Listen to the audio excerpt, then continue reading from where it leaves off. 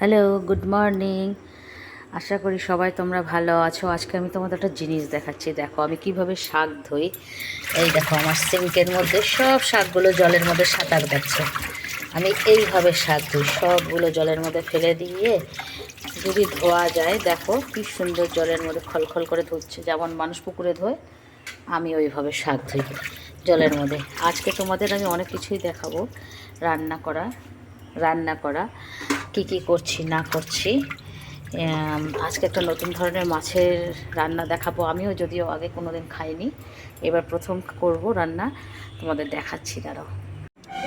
Hello, একটু আগে আমি তোমাদের দেখালাম যে কিভাবে আমি ওই যে মিষ্টি কুমড়োর শাক পাতা ধুয়েছি, ওই সিঙ্কের মধ্যে একদম জল করে পুকুরের মতো করে নিয়ে আমি সেটা দেখালাম। এখন দেখাচ্ছি আজকে আমি একটু ডিফারেন্ট টাইপের মাছ এনেছে, নামটা শুনলাম বাচা মাছ। আমি অ্যাকচুয়ালি মাছ যা চিনি না, সত্যি কথা যেটা, মাছই চিনি না। এটা বাচা মাছ, কিন্তু এর গায়ে কোনো আঁশ নেই। এই মাছটাকে আমি হলুদ, নুন আর তেল দিয়ে মাখবো, যেহেতু আঁশ নেই। আঁশ ছাড়া মাছ না ভাজতে গেলে খুব ফাটে, সেই জন্য আমি এইভাবে নিয়েছি। জানি না এর মধ্যে আঁশ ছিল কিনা, কিন্তু আঁশ নেই, প্লেন। আর এই মাছটা রান্না করতে আমি ব্যবহার করছি হচ্ছে হলুদ, যেমন মানুষ ব্যবহার করে। স্পাইসিটা দিব ফোড়নের মধ্যেই, সেই জন্য তোমার দারচিনি নিয়েছি, এলাচ, আর এইটা হচ্ছে জয়িত্রী। এই জিনিসটা হচ্ছে জয়িত্রী। জয়িত্রী একটুখানি কেটে নিয়েছি। আর জিরে দিচ্ছি, ধনের গুঁড়ো, আদা বাটা, সরি এটাই জিরে, এটাই ধনের গুঁড়ো, আর এটা হচ্ছে লঙ্কার গুঁড়ো, নুন স্বাদ মতো। আর এর মধ্যে দিচ্ছি লঙ্কাটা তোমরা যে যতটা ঝাল খাবে সেই অনুপাতে।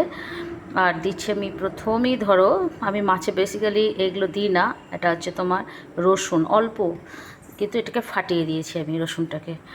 আর দিচ্ছি হচ্ছে আলু, যেমন করি আমি, টমেটো কুচানো আর পেঁয়াজ কুচানো। পেঁয়াজটা যে যার মতো আন্দাজ মতো নিয়ে নিলেই হবে। মাছটা রান্না করার পর আমি বলছি কেমন হচ্ছে। আর নামানোর সময় একটু ঘি দিব, যেহেতু গরম মশলাটা দিব, এলাচ, গরম মশলা, দারচিনি আর জয়িত্রী, সেই জন্য একটু ঘি দিব।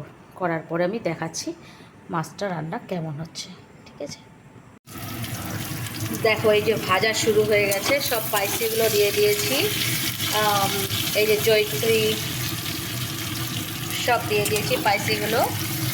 এই ভাজাগুলো হয়ে গেছে, এগুলো গুলো। আর এই দেখো মাছটা ভেজে রেখেছি সুন্দর করে, কড়া করে ভেজেছি। আর এতগুলো জিনিস এখনও দিব, এখনও বাকি আছে। আর রয়েছে যে এই শাকটা বানাবো, যেটা সমুদ্রের মতো করে জলের মধ্যে সাঁতার কাটছিল, সেই সাঁতারের শাকটা এখন রান্না করবো পরে। আর এটা আগে হয়ে যাক, এটা হয়ে যাক, ঠিক আছে? দেখো রান্নাটা করার পরে এরকম হয়েছে। রান্নাটা আমি সবে শেষ করে কিছুক্ষণ রেখেছি, যার জন্য এরকম হয়েছে খাবারটা দেখতে। দেখো আশা করি তোমাদেরও ভালো লাগবে। আর এই রান্নাটা এখানে কমপ্লিট হয়ে গেছে, ঠিক আছে? আর এখন রান্না করব আমি হচ্ছে মিষ্টি কুমড়োর ডোকা।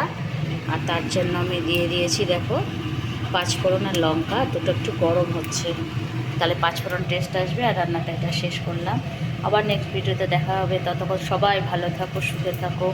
আজকে জগন্নাথ যাত্রার সবাই আনন্দ উপভোগ করো, মেলায় যাও, ঘোরো ফেরো, সবাই ভালো থাকো।